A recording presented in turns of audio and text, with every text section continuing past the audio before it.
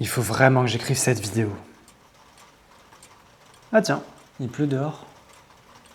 J'ai trop envie de bouger là. Comment je commence à écrire cette vidéo? Ah oui, je dois cuire mon plat de ce midi. Attends, j'étais venu refaire quoi déjà là? Bon, j'ai soif. Je vais prendre de l'eau. Bon, je sais plus, allez, je repars.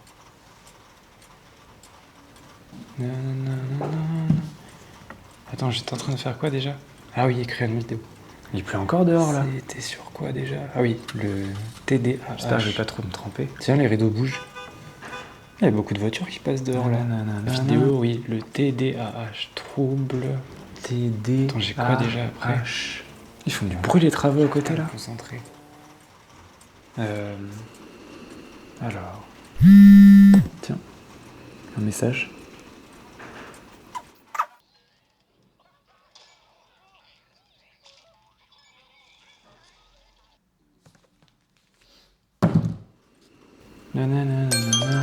Ah, j'ai une musique dans la tête, ça s'arrête pas.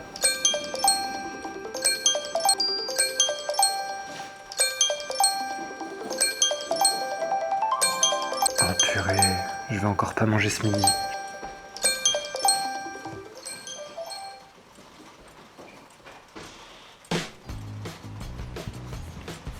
Ce que vous venez de voir, c'est un peu cliché, j'avoue.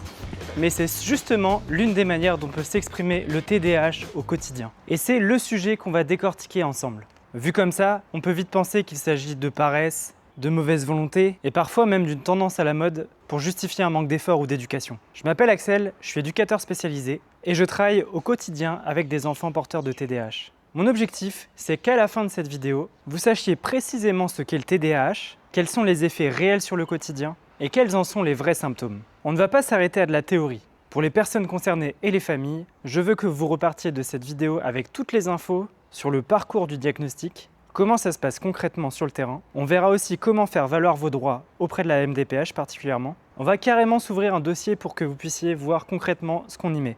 Et enfin, en tant qu'EduxP, dans cette fin de vidéo, je vous partagerai des clés concrètes et des astuces à mettre en place à la maison, à l'école. Et pour tout ça, je vais me baser sur les recommandations de bonnes pratiques de la Haute Autorité de Santé. Que vous soyez un professionnel, un parent, une personne concernée ou juste curieux, vous êtes au bon endroit pour tout savoir sur le TDAH. Alors, on est parti pour cette vidéo et on est parti directement pour découvrir quels sont les symptômes qu'on va voir sur le terrain.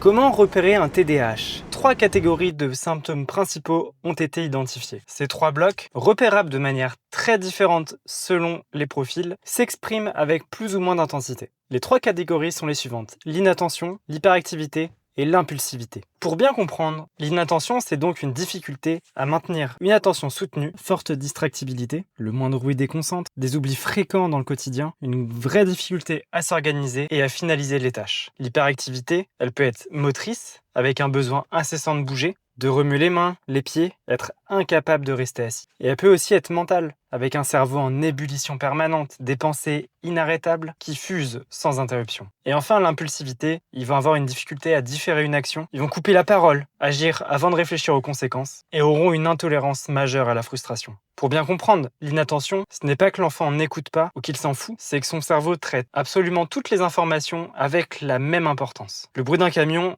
a la même importance que la voix du professeur à l'école, ce qui commence à impacter la scolarité par exemple à ces moments-là. Donc l'inattention, c'est pas forcément un enfant qui oublie ses affaires de temps en temps à l'école ou à la maison. Ça c'est normal, ça peut arriver quand on est fatigué. C'est un enfant qui est incapable de se concentrer 10 minutes sur quelque chose, mais qui peut pour autant passer 8 heures concentré sur quelque chose qui l'intéresse, sans penser à manger et sans penser à faire autre chose. Puis parce qu'il peut y avoir aussi l'autre côté, un hyperfocus, c'est-à-dire qu'il met soit 0%, soit 200% sur ce qu'il fait. Pour l'hyperactivité, donc comme je l'ai dit, ça peut être moteur ou mental, mais c'était pas forcément juste un enfant qui court parce qu'il y a de l'agitation autour. Mais c'est un enfant qui, dans un contexte calme, ne va pas réussir à rester assis, va se lever sans raison, sans cesse. Qui va être tout le temps en train de manipuler quelque chose avec les mains, les jambes qui bougent sans arrêt. C'est finalement comme s'il avait un moteur interne qui ne s'arrête jamais. Et donc, l'impulsivité, enfin, c'est l'absence de filtre. C'est ce qui va l'amener à agir ou à parler avant même d'analyser la situation. Et donc, ces 3 catégories de symptômes sont définies officiellement dans le DSM-5. C'est une classification mondiale des troubles mentaux.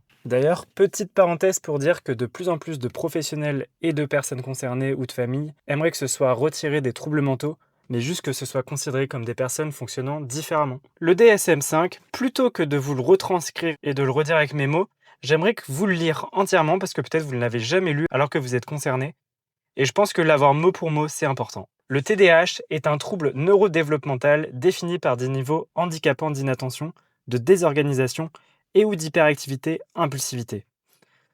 L'inattention et la désorganisation entraînent une incapacité à rester sur une tâche, l'impression que le sujet n'écoute pas et la perte d'objet, à un degré qui ne correspond pas à l'âge ou au niveau du développement.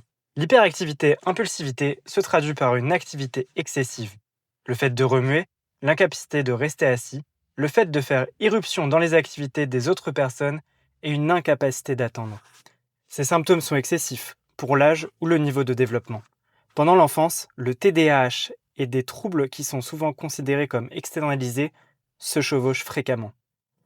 Il s'agit notamment du trouble oppositionnel avec provocation et du trouble des conduites. Le TDAH persiste souvent à l'âge adulte, entraînant une altération du fonctionnement social, universitaire et professionnel. Voilà, vous savez maintenant clairement ce que dit le DSM-5 du TDAH. Mais je sais que quand on liste ces symptômes, pour pas mal de personnes, on peut se dire que finalement tous les enfants passent par là, et que justement avec un peu de cadre, ça peut passer. Alors c'est vrai, tous les enfants peuvent montrer ces symptômes à un moment donné de leur vie. Mais c'est justement toute la nuance. Le TDAH se repère généralement à partir de l'âge où ses comportements diminuent chez un enfant neurotypique. Il n'y a pas d'âge pour observer des comportements évocateurs du TDAH. Mais souvent, avant 5 ans, il est recommandé d'être prudent sur l'analyse, et c'est en général vers l'âge de 6 ans, en raison de la variabilité développementale de chaque enfant, qu'on voit la différence se marquer de manière flagrante. Cela se voit en l'enfance, persiste à l'adolescence, mais aussi souvent à l'âge adulte. C'est pour ça que le DSM-5 précise que les comportements doivent être mis en lien avec l'âge de l'enfant. Et justement, c'est la différence entre un trouble et juste un trait de caractère, c'est que ça va être persistant dans le temps, dans l'intensité, et dans la manière dont ça va s'exprimer. Et quand on a des symptômes évocateurs, c'est là qu'il faut commencer à penser à un parcours de diagnostic pour son enfant. Et on en parlera un petit peu plus tard dans la vidéo. Maintenant, comme on l'a soulevé, beaucoup de personnes peuvent penser que c'est un problème d'éducation. On entend que c'est un problème d'alimentation, que c'est un problème de mise devant les écrans, ou toutes sortes de choses.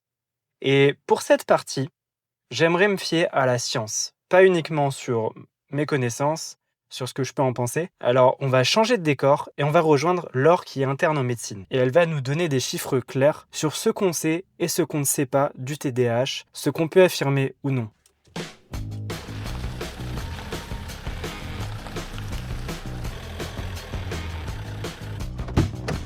Pour cette deuxième partie, on va plonger dans le dur. La science, les chiffres, la biologie. Et pour ça, je vais pas être tout seul. Je vais rejoindre Laure qui va nous montrer ce qu'il y a dans la machine. Bonjour Laure. Bonjour. Alors, le TDAH en chiffres, ça donne quoi? D'abord, je vais déjà te parler des généralités et d'où est-ce que je sors mes données. Pour ce qui concerne tout ce que je vais aborder ici, ça vient du document que la Haute Autorité de Santé a sorti en juillet 2024. C'était dans le cadre d'une nouvelle loi des politiques de santé pour accompagner les professionnels de santé comme les éducateurs à prendre soin et à mieux connaître les troubles du neurodéveloppement et notamment tout ce qui est DIS, TDAH, autisme, etc. Pour ce qui concerne les quelques chiffres, dans le monde, il y a environ 5% des enfants porteurs du TDAH, il y a environ 3% des adultes, et on peut penser qu'il y a plus de garçons que de filles, mais ça c'est bien une idée reçue, car on pense qu'il y a juste un sous-diagnostic des filles, étant donné que les formes sont généralement plus discrètes et moins visibles, alors qu'au niveau des garçons, ça va être beaucoup plus un trouble qui va être vraiment dans l'hyperactivité du mouvement, alors que les filles, ça va être vraiment plus de la distraction. Donc on va avoir un sous-diagnostic des filles. En ce qui concerne l'impact quotidien du TDAH sur la vie quotidienne de ces enfants, ça va être vraiment un impact très majeur qui va impacter notamment les performances scolaires, professionnelles, tant sur le plan social que relationnel. Ça complique beaucoup l'organisation de vie de ces enfants, de ces jeunes, de ces adultes. Ça peut détruire leur estime de soi aussi, généralement on va avoir une faible estime de soi. Tout ça c'est des généralités, bien sûr. À l'adolescence et à l'âge adulte, ça fait vraiment des personnes qui vont avoir un manque de confiance en eux et qui sont aussi plus à risque à des conduites addictives, mais aussi des troubles du comportement, notamment la délinquance. On a prouvé également que le TDAH va être associé à une augmentation des accidents domestiques, des accidents de la voie publique. Chez l'adolescent, on aura beaucoup plus de problèmes de conduite à risque sur le plan sexuel, plus de maladies sexuellement transmissibles.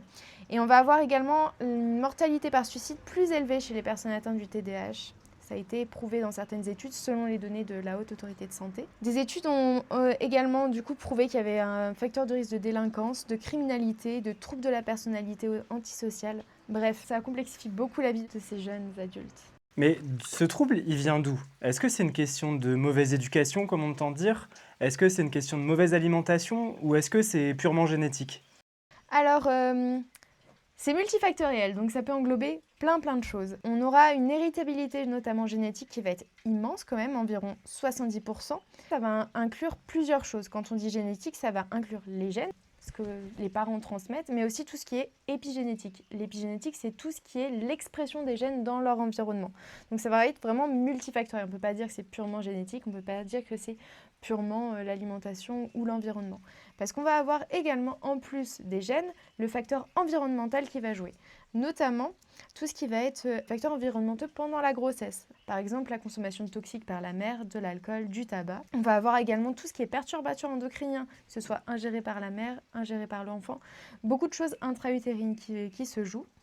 On a également tout ce qui va être naissance prématurée, ou petit poids de naissance, ou traumatisme crânien sévère à l'âge de l'enfant, maltraitance, abus sexuels, bref, ça va être vraiment quelque chose de très général, très englobant. On ne peut pas dire que ça vient d'une cause particulière, on appelle ça quelque chose de multifactoriel. Comme je le disais précédemment, le trouble du neurodéveloppement, c'est une perturbation générale, cognitive et affective de l'enfant qui entraîne un retentissement adaptatif qui est vraiment énorme. Mais je peux aussi vous expliquer comment ça se passe dans le cerveau, enfin du moins ce que les scientifiques essayent de décoder. Alors, on va zoomer sur le cerveau. Donc, imaginons grossièrement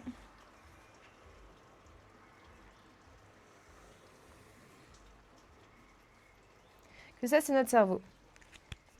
Dans le cerveau, pour que le réseau neuronal fonctionne, on va avoir des neurones. Les neurones, c'est les cellules du cerveau. Ça ressemble globalement à ça.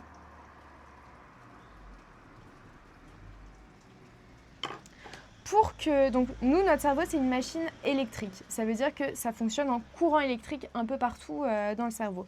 Pour que le courant circule, on va avoir différentes cellules avec différentes fonctions dans chaque cellule. Donc on va avoir les neurones, on va avoir d'autres cellules qui vont permettre de produire un isolant autour de ce neurone. Donc là, ça va être un autre type de cellule qui va créer ça. Et donc, ça va être un équilibre général de plusieurs cellules qui vont permettre que le flux nerveux circule. Et pour qu'il y ait un message qui se transmette d'un neurone à un autre neurone,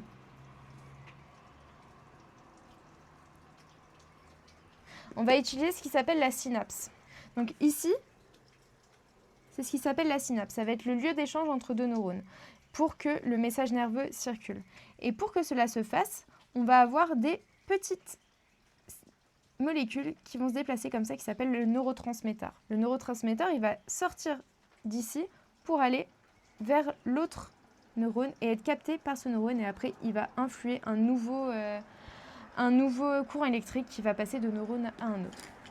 Donc, une des hypothèses soulevées par rapport au trouble du neurodéveloppement, puisque rien n'est vraiment élucidé, c'est vraiment encore très flou pour la majorité des scientifiques, ça va être un problème au niveau de la synapse, donc de la transmission entre deux neurones, notamment peut-être sur le plan de la noradrénaline ou de la dopamine. Ils ne savent pas encore, mais ça peut être vraiment ces deux neurotransmetteurs-là qui pourraient provoquer le trouble du neurodéveloppement.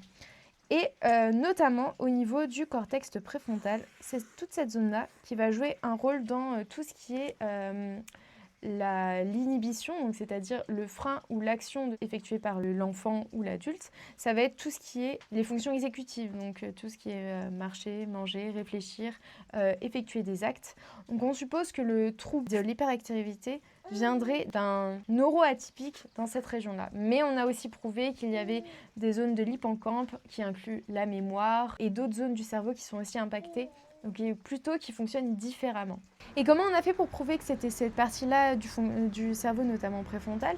C'est parce que, notamment, je pense que vous avez tous entendu parler de la Ritaline, c'est-à-dire le méthylphénidate, qui est le traitement que l'on utilise chez les TDAH. Ce traitement, il a donc une autorisation de mise sur le marché pour les TDAH et c'est une sorte de traitement palliatif pour tout ce qui est des neurones, de la dopamine et de la noradrénaline. Ça va être vraiment grâce à ces études et au fonctionnement de ce médicament-là qu'on a conclu que ça pourrait venir de la synapse dans le cortex préfrontal en partie. La Ritaline, c'est pas droguer l'enfant, c'est pas lui donner un médicament pour qu'il se calme, c'est l'aider à faire fonctionner une partie de son cerveau et notamment les synapses qui sont en ralenti, qui sont différentes. Merci Laure pour cette explication. Il faut savoir que tous les profils TDAH ne se ressemblent pas.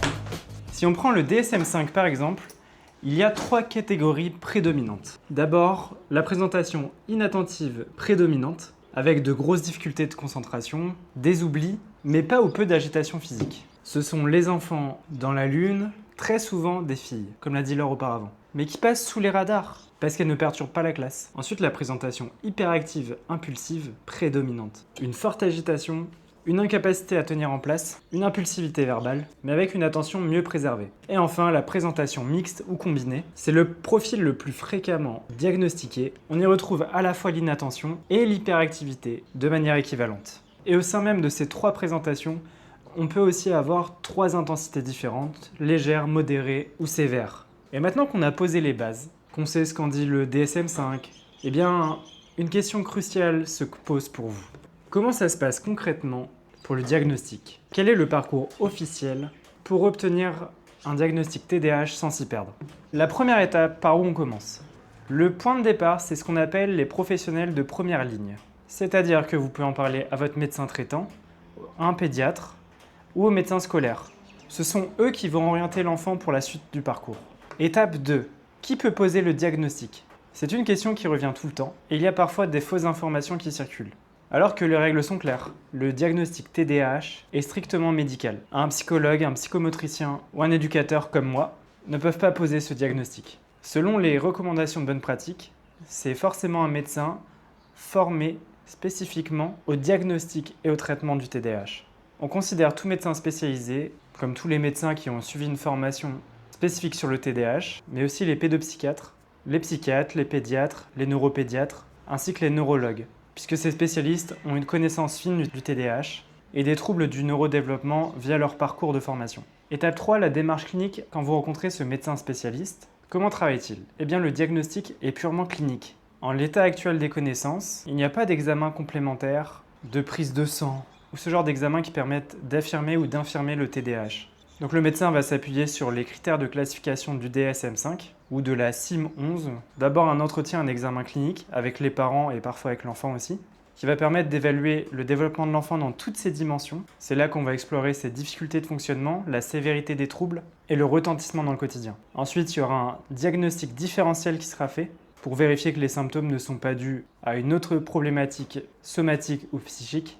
Il va vérifier ensuite la conformité aux critères. Ensuite, il va identifier les comorbidités, c'est-à-dire repérer s'il y a des troubles associés, qu'ils soient somatiques ou psychiques, puisque c'est quelque chose de régulier chez les TDAH. Et enfin, évaluer le retentissement, c'est-à-dire mesurer précisément l'impact du trouble sur les apprentissages, la scolarité, la vie familiale et sociale. Et pour l'aider dans ces critères, il peut s'appuyer sur différentes échelles que je vous affiche à l'écran. Pour affiner tout ça, le parcours demande souvent des bilans complémentaires. Et c'est là qu'interviennent d'autres spécialistes clés, le neuropsychologue, qui va permettre de mesurer l'atteinte des fonctions exécutives et cognitives, de l'attention, de la mémoire. Et mesurer tout ça, ça va permettre de mieux prendre en compte les troubles et là où l'enfant galère. Donc pareil, le neuropsychologue va se baser sur des outils normés que je vous affiche à l'écran. Et le médecin pourra aussi demander des tests de psychomotricité, des tests orthophoniques pour vérifier s'il n'y a pas des troubles 10 aussi associés au TDAH. Et enfin, qui paye le diagnostic? Eh bien, c'est une réalité pour les familles qu'il faut prendre en compte et qu'il faut anticiper. Les consultations chez le médecin spécialiste sont remboursées par la sécurité sociale, mais en revanche, les bilans pluridisciplinaires en libéral ne sont pas remboursés. Et c'est pour ça qu'il faut s'orienter vers des structures comme les CAMS, les CMPP ou les plateformes de coordination et d'orientation qui vont permettre d'avoir un parcours pris en charge pour l'enfant. Et si jamais vous devez vraiment faire ces dossiers-là dans le privé et dans le libéral, c'est là que le dossier MDPH entre en jeu pour vous aider à financer ces coûts. Et donc c'est le sujet qu'on va aborder maintenant. Et pour ça, on va s'ouvrir tout de suite un dossier MDPH. Là, on attaque le sujet qui va donner des boutons aux familles. Le formulaire de demande à la MDPH. On va le survoler, je vais aller sur des éléments importants et je vais vous donner 3 points stratégiques pour que votre dossier ne finisse pas au fond d'une pile. La première astuce, en cas de besoin. Cette case-là est importante si vous pensez réellement être dans une situation nécessitant un traitement rapide de votre demande. C'est le bouton d'urgence. Là, vous avez des cas qui vous permettent d'accélérer les choses pour votre enfant ou pour vous si vous arrivez dans une situation critique, notamment l'école qui ne peut plus accueillir votre enfant. Aussi, vous risquez de perdre votre travail, ça peut être le vôtre, dû à votre enfant que vous devrez garder vous-même. Ça, c'est si vous avez des grosses difficultés à la maison qui vous mettent en danger ou qui mettent votre famille en danger. N'hésitez pas à utiliser cet endroit-là si vous en avez besoin, ça peut vraiment accélérer les choses. Donc là, on entre sur le deuxième pilier pour avoir un dossier bien rempli, c'est de détailler la vie quotidienne. C'est là que va se jouer l'obtention de l'allocation d'éducation de l'enfant handicapé. Dans les besoins de la vie quotidienne, on ne peut pas mettre juste mon enfant s'énerve vite et intolérant à la frustration.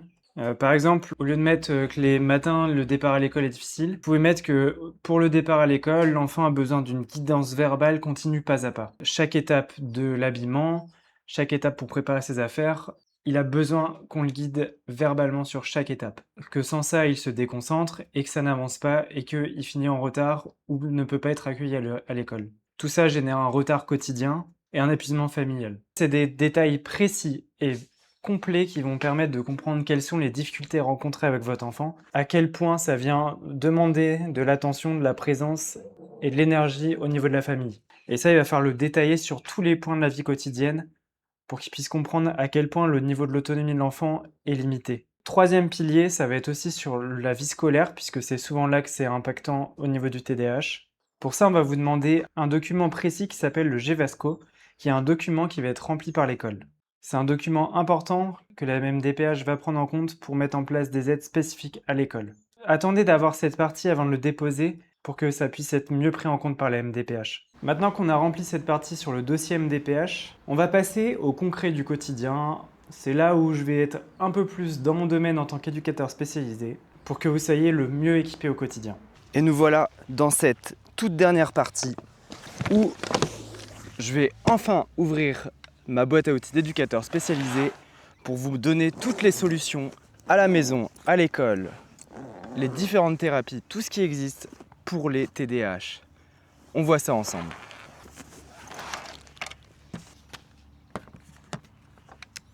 Déjà pour la base, il faut savoir que toute solution chez l'enfant s'accompagne d'une co-construction avec lui. Si l'enfant ne prend pas l'accompagnement, les choses ne vont pas fonctionner. C'est important d'informer l'enfant de ce qu'on fait, de pourquoi on le fait, d'informer les parents de pourquoi on va le faire aussi. Cette base de co-construction dans la confiance va être un moteur puissant pour un accompagnement réussi. Je vais surtout me baser sur les solutions non médicamenteuses, puisque Laure en a parlé dans une précédente partie de la vidéo, et que la Haute Autorité de Santé recommande de mettre d'abord en place des solutions non médicamenteuses pour voir un effet sur l'enfant, et donc on va les détailler tout de suite ensemble. Donc parmi les solutions non médicamenteuses, il y a d'abord la psychoéducation et l'éducation thérapeutique du patient, qui ont pour objectif de faire comprendre le trouble aux personnes concernées et aux parents, afin qu'en ayant la compréhension de ce qui leur arrive, ils puissent adapter leur manière de vivre. Ensuite, on a les thérapies comportementales, cognitives et émotionnelles. Elles aident l'enfant à s'outiller sur la résolution des problèmes, la régulation des émotions, les aptitudes sociales ou la gestion des comportements. Et enfin, il y a les adaptations spécifiques, ce qu'on verra surtout sur le plan scolaire tout à l'heure. Et je ne rajoute volontairement pas les thérapies alternatives, puisque je me base sur le document de la Haute Autorité de Santé, et qu'ils indiquent clairement qu'à ce jour, il n'y a pas de preuve suffisante sur l'efficacité de ces thérapies. Par thérapie alternative, j'entends le neurofeedback, l'entraînement cognitif isolé, ou les programmes basés sur la pleine conscience, par exemple. De la même manière, les thérapies psychanalytiques ne sont pas un traitement spécifique du TDAH, et leur efficacité n'est pas démontrée. Donc je préfère pas les présenter puisque c'est pas conseillé et que c'est pas forcément des choses que je maîtrise. Mais si jamais vous appliquez ces méthodes-là et que vous voulez en parler, eh bien je reste disponible pour être contacté et pourquoi pas un jour en faire une vidéo, c'est quelque chose qui peut intéresser les personnes. Tout d'abord, au carrefour des TCCE et de la psychoéducation, on retrouve les programmes d'entraînement aux habilités parentales. Ce sont des programmes spécifiques destinés aux parents afin de les aider à adapter leur stratégie au quotidien. C'est souvent proposé sous forme de groupe thérapeutique, mais ça peut aussi être fait en individuel, en présentiel ou en distanciel. Ce programme il peut être proposé dès qu'un diagnostic est suspecté, avant même sa confirmation, puisqu'ils sont d'autant plus efficaces qu'ils sont mis en place précocement. Et c'est d'ailleurs dans ce domaine que je vais vous présenter une des méthodes qui est mise en avant par la Haute Autorité de Santé, qui permet de retrouver un quotidien plus adapté avec son enfant, la méthode Barclay. La méthode Barclay, c'est 10 séances généralement, une toutes les 15 jours, avec une implication idéale des deux parents. Le but n'est pas de rééduquer les parents, mais de leur redonner les clés pour casser le quotidien vicieux qui peut s'installer et à retrouver un quotidien plus adapté. Voici les grands principes de cette méthode. Le renforcement positif et la valorisation, c'est la base de tout. Puisque ces enfants TDAH ont une estime d'eux très faible, on va s'appuyer sur ça pour revaloriser les comportements positifs. On va réapprendre à faire attention à l'enfant quand il est calme et qu'il ne dérange pas, et on va valoriser tous les comportements positifs. Valoriser tout ce que l'enfant fait bien va lui permettre de prendre plus de place et de diminuer les comportements indésirables. Ensuite, on va chercher à mettre en place des consignes simples auprès de l'enfant. On va éviter les longues phrases compliquées et on va aller à des choses simples pour que l'enfant puisse comprendre ce qu'il doit faire.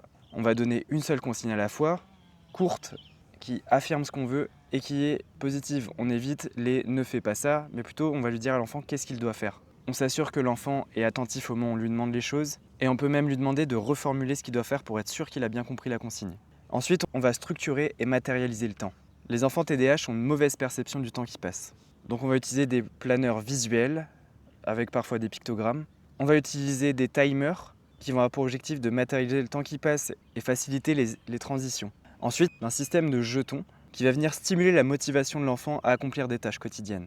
Et enfin, il y a aussi une mise en place d'un sas de décompression, parfois après l'accumulation de la journée à l'école ou dans les moments de colère, pour aider l'enfant à trouver des moyens de s'apaiser quand il sent que les émotions montent. Mais il y a aussi l'intégration de la gestion des devoirs, l'anticipation de toutes les sorties et de tout ce que l'enfant va pouvoir rencontrer pour faciliter la vie au quotidien avec lui. Voilà pour la méthode Barclay.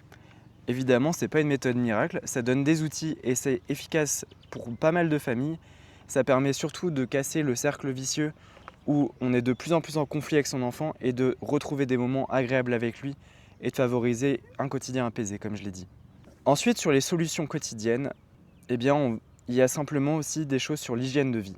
Les troubles de sommeil sont une comorbidité fréquente.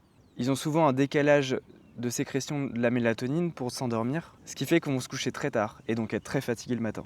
Donc on va mettre en place des rituels de coucher beaucoup plus intenses pour favoriser l'endormissement de l'enfant au moment où il doit y aller. On va essayer de jouer sur l'alimentation aussi.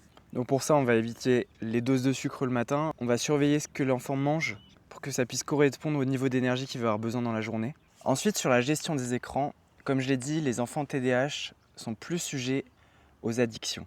Les écrans sont une source de dopamine immense et donc l'addiction va facilement se créer chez ces enfants. Donc il faut avoir un cadre clair et strict sur les écrans.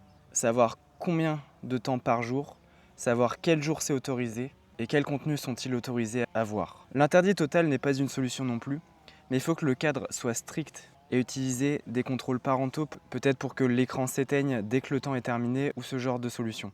On évite les écrans le matin avant l'école puisque ça va complètement saturer leur attention et que derrière ça va être très compliqué de se mettre au travail. Et ensuite il est conseillé au minimum 30 minutes d'activité physique qui va permettre de défouler l'enfant et de plus facilement gérer son hyperactivité motrice. Je vous dirais que sur tous ces conseils quotidiens, en fait même vous pouvez l'appliquer à tous les enfants, ça leur fera pas de mal, ça c'est sûr.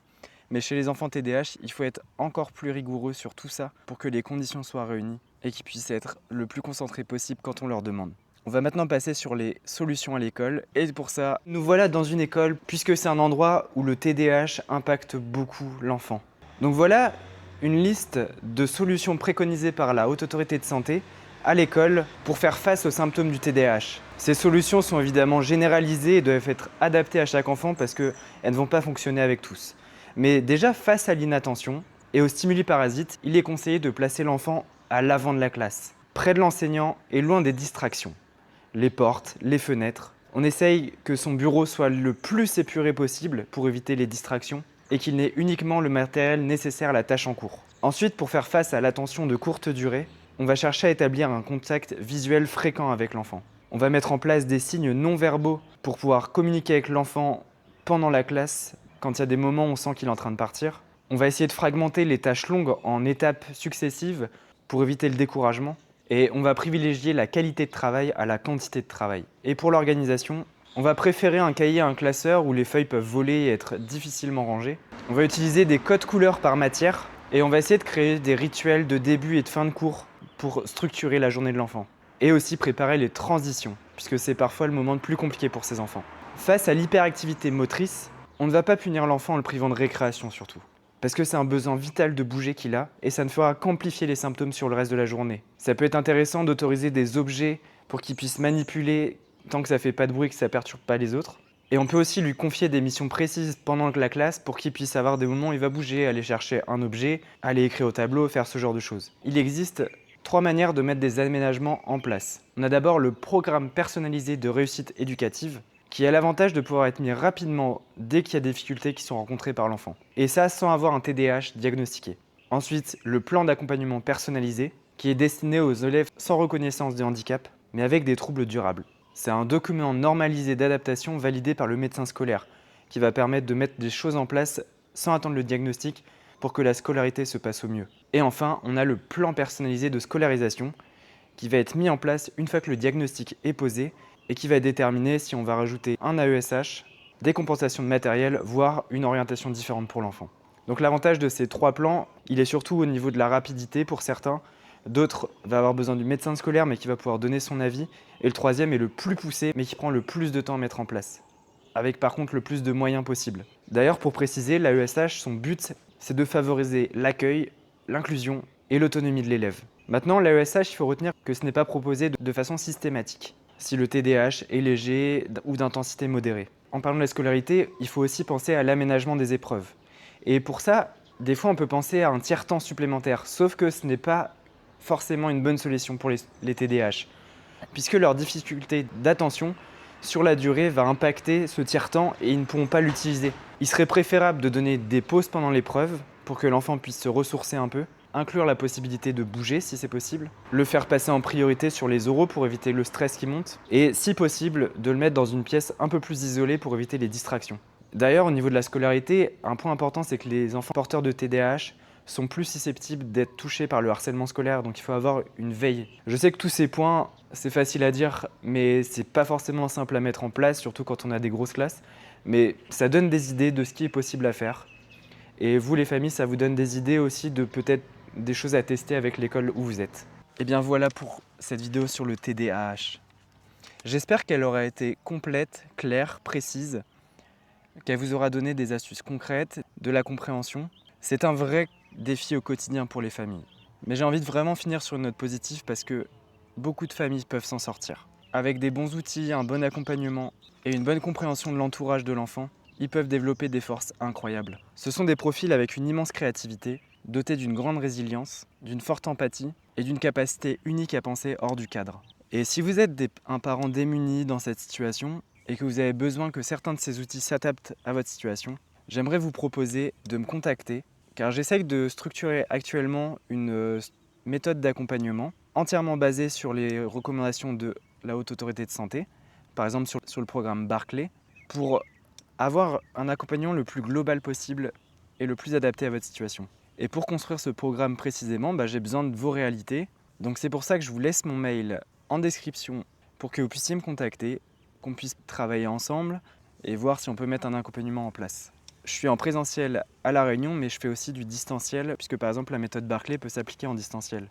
Je vais avoir des places limitées parce que je veux vraiment prendre le temps avec certaines familles et pas m'éparpiller, en avoir trop accompagné. Donc maintenant la parole est à vous, l'espace commentaire est ouvert. Dites-moi ce que vous avez pensé de cette vidéo, si vous avez des choses à rajouter, peut-être votre vécu. Avez-vous rencontré des difficultés dans le parcours de diagnostic, dans l'accès aux droits?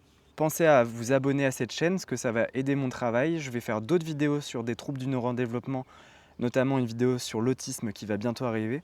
Prenez soin de vous, prenez soin de vos enfants, et à bientôt pour une prochaine vidéo.